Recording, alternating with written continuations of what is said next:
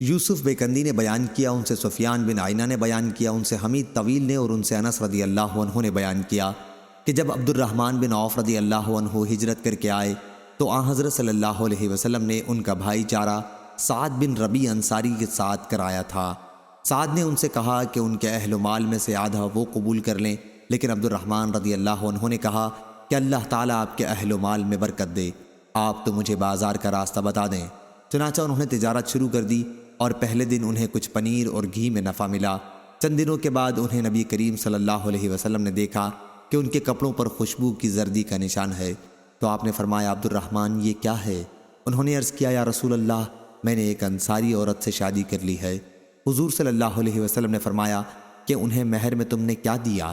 انہوں نے بتایا کہ 1 گٹھلی برابر سونا۔ حضور صلی اللہ علیہ وسلم نے فرمایا اب ولیمہ کر، خواہ ایک ہی بکری کا ہو۔ صحیح بخاری حدیث نمبر 3937۔